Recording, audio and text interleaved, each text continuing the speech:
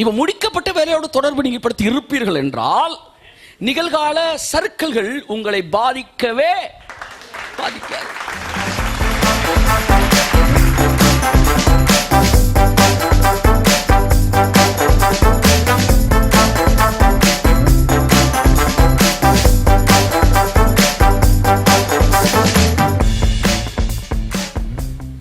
பிசாசு உங்கள் நிகழ்காலத்தை வச்சு எதிர்காலத்தை பார்க்குறான். தேவன் உங்கள் எதிர்காலத்தை வச்சு நிகழ்காலத்தை பார்க்குறாரு. அவ்வளோதான் மேட்ரு. அல்லேலூயா.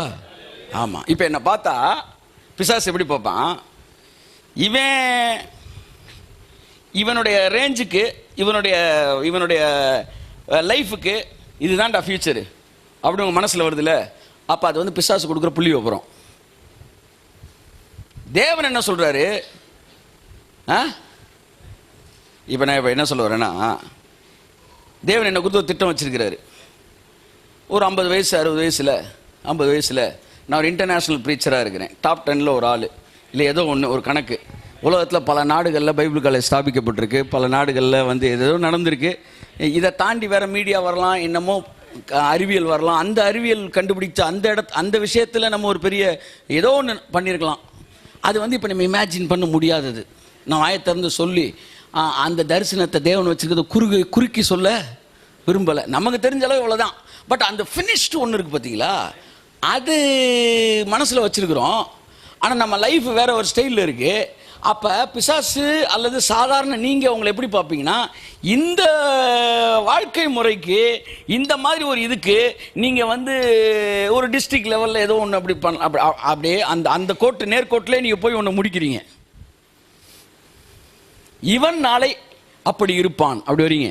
ஆனால் தேவன் எப்படி பார்க்குறாருன்னா, ஹீப்ரூ ரிவர்ஸில் வாசிக்கிறாங்க பாருங்க. ரைட் டு லெஃப்ட், நம்மளாம் லெஃப்ட் டு ரைட்டு, ஆனால் அவர் ரைட்டு டு லெஃப்ட். அவர் உங்க முடிவை பார்த்துடுறாரு. பார்த்துட்டு ஒரு இன்டர்நேஷனல் ப்ரீச்சரு இங்கே உட்காந்து டிவி பார்த்துக்கிட்டு இருக்காண்டா அப்படி வர்றாரு.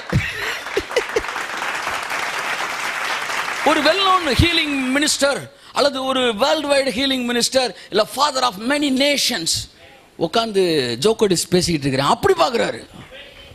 அப்படி உங்களை நீங்கள் பார்த்துட்டீங்கன்னா நீங்கள் இப்படி வந்து உங்களை யோசிக்கவே மாட்டீங்க. So what is faith? The one which is connected with the finished work. கொஞ்சம் கொஞ்சமாக வளர்ச்சிக்குள்ள அப்படி அந்த பார்வை விட்டுருங்க. விசுவாசம் என்பது முடிக்கப்பட்ட வேலையோடு இருக்கிற தொடர்பு, அற்பமான உயர்வுகளையும் தாழ்வுகளையும் நோக்கியது அல்ல. இப்போ முடிக்கப்பட்ட வேலையோடு தொடர்பு நீங்கள் படுத்தி இருப்பீர்கள் என்றால் நிகழ்கால சர்க்கிள்கள் உங்களை பாதிக்கவே பாதிக்காது. இன்னைக்கு பெரும்பாலான நேரங்களில் தமிழ் படத்தில் வந்து ஹீரோவுக்கு முன்னாடி எத்தனை பேர் வந்தாலும் மக்கள் பயத்தோட பார்க்கறது இல்லை. ஏன்னா அவன் ஒரு முடிவுக்கு வந்துட்டான். எப்படினாலும் நீ என்ன செய்ய போறதில்ல, அடி வாங்க போறதில்ல. ஆமாம், துப்பாக்கி குண்டுக்கே வளர்குறாங்க சார். ஆமாம், இன்னொருத்தர் பிடிச்சு திரும்ப எரிஞ்சிடறாரா, வாயில பிடிச்சு துப்பிடுறாரு. இன்னும் எந்த அளவுக்கு தமிழ் ரசிகர்களை கேனையனாக்குன்னு நினைக்கிறீங்களோ அது ஆந்திரா இதை விட மோசமாக இருக்கிறாங்க. ஆமாம், ஏதாச்சும் ஏவுகணை விட்டா ஏவுகணை பிடிச்சி தொங்கிட்டே போயிடுறாங்க. ஸோ இதெல்லாம் யார் ஆரம்பித்து வச்சுன்னு உங்களுக்கு தெரியும். ஆந்திராக்காரும் தமிழ்நாட்டில் வந்து ஆரம்பித்து வச்சார். முத கிராப்தாரில் சிகரெட்டை தூக்கி போட்டு சுட்டு ஆரம்பித்து வச்சது இன்னைக்கு எங்கெங்கேயோ போயிட்டுருக்கு. அன்றைக்கி யதார்த்தமாக பஸ்ஸில் ஒரு பல வருஷத்துக்கு முன்னாடி போனப்போ தமிழ் படம் என்னடா இவ்வளோ போயிடுச்சு, நான் ரொம்ப ஆச்சரியப்பட்டேன், வருத்தப்பட்டேன். அப்படி ஆகி போச்சு. மக்களுக்கு ஒரு முடிவுக்கு வந்துட்டாங்க, எப்படினாலும் ஹீரோ சாக மாட்டார். அந்த காலத்தில் இந்த கிழவிகள்லாம் பயப்படணும், ஐயா பின்னாடி கத்தி, அதெல்லாம் இப்போ கிடையாது. ஆமாம், அவன் எவ்வளோ முடிய வச்சான்னு வந்தாலும் மக்கள் அந்த கொஞ்சம் டீ சாப்பிட்டு வரும்ன்ற லெவலில் இருக்கிறான். ஏன்னா தெரிஞ்சிருச்சு. இதைத்தான் நான் சொல்ல வரேன். அல்லது ஏற்கனவே பார்த்த படத்தை குறித்து ரெண்டாவது நீங்கள் என்ன செய்ய போக மாட்டீங்க, பதற மாட்டீங்க.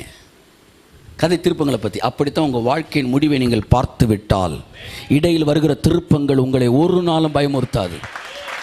இடையில் வருகிற சறுக்கல்கள் உங்களை ஒரு நாளும் பயப்படுத்தாது. இடையில் வருகிற ஏமாற்றங்கள் ஒரு நாளும் பயப்படுத்தாது.